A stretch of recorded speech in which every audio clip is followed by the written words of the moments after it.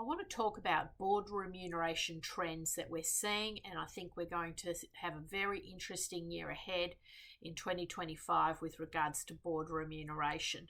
Across the board, I think there's a recognition that this work is challenging, it's requiring professional development. It is a real separation happening between the amateurs and the professionals in the market, and as a result, the remuneration has to reflect the seriousness of the work and the responsibilities that the directors are taking on.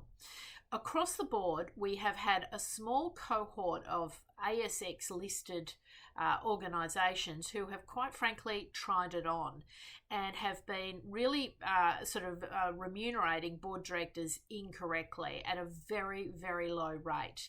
And we had a couple of clients in the years past who really were trying to sort of get away with paying, in the 20,000 range for a board appointment, which really involved multiple board appointment meetings, up to 20 plus meetings a year, taking into account committee work.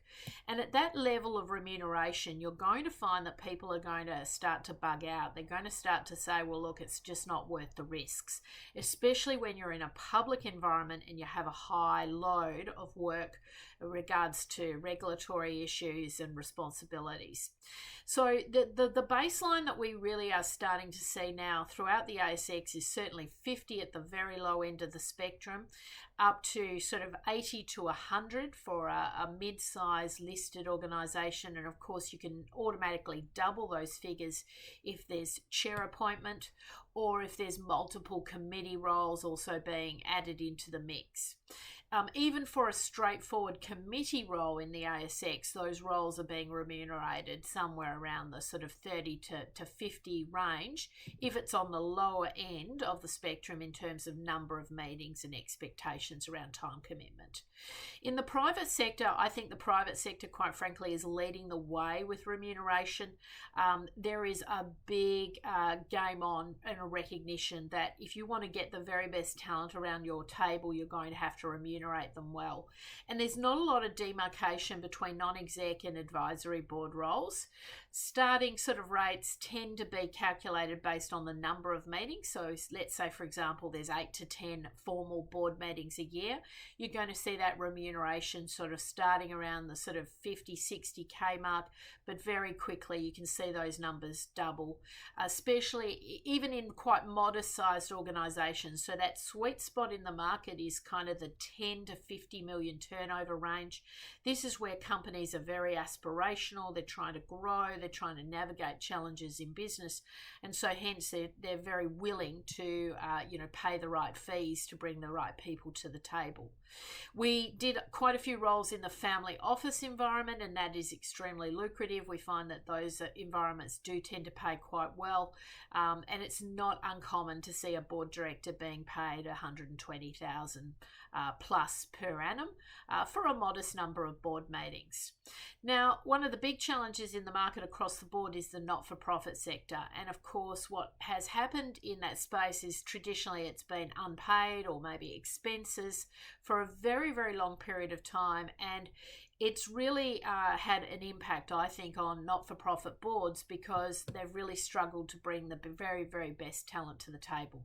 And increasingly now I'm getting a very large number of clients saying they're not willing to do unpaid board work. And, I think, again, this comes back to risks and liabilities, but time commitment predominantly. And even if you, as a volunteer board director, don't have, incredible legal risks, you might still have reputational risks. And so a lot of people are walking away from this unpaid work. I think the quality not-for-profits are starting to think very creatively about how they're going to attract the right talent. So even if they can't afford a lot in terms of board fees, even the smallest amount of remuneration will help to attract the right people. and some sort of commitment towards professional development fees or professional memberships, such as the Australian Institute of Company Directors, can be quite helpful to attract people to these organisations. So I think not-for-profits going forward, if they're going to have good succession plans, good quality people around the table, are going to have to think about some form of remuneration. And maybe you might calibrate around a smaller board but a higher calibre board of directors. And I certainly think we'll see that transition over the next few years. Across the board, though, remuneration is extremely positive. We've been tracking a number of reports, tracking what board directors are earning. I know in my own practice, which is quite substantial, and I'm coming into contact with literally thousands of board members, and we benchmark the salaries. We're seeing an uplift. We're seeing the rates go up. We're seeing the number of board meetings also go up as well, the complexity around business, the number of committee meetings. So, these are not lightweight commitments, so hence the remuneration has to reflect that. But certainly we have a number of clients who would be earning very close to $500,000 in board fees if they're running a full board portfolio. And then we have another part of our cohort who are earning over the $1 million mark. These are executives who are typically working in the ASX, and or they're working with a number of family offices at the very high end of the private sector community, and working across quite large private enterprises. So it is possible to generate quite nice income. That said, when I'm asking people what are their motivations for working in this space, certainly a lot of people are motivated by income.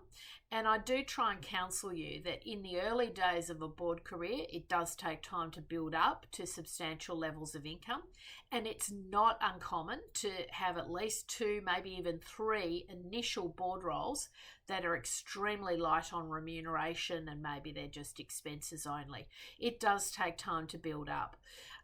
And the other comment I should make about the startup community is you'll often find that you might be paid in shares, in equity, but I do counsel a lot of my clients to make sure that there is a cash component as well to offset the risks that that equity might be underwater for a very long time. So I think it's a very exciting time to be a board director, certainly for executives who are in the C-suite who want to transition to a board director career. You certainly can replicate your C-suite salaries. You can increase the level of flexibility you're going to have later in life, but it might take a little bit of time to build up to those levels. And so people who are prepared to pay the long game will typically do quite well financially. And the people who override income with a really core set of values and clarity around the right board roles for them tend to do well over the long term. So always keep the fundamentals in mind when you're looking at board seats.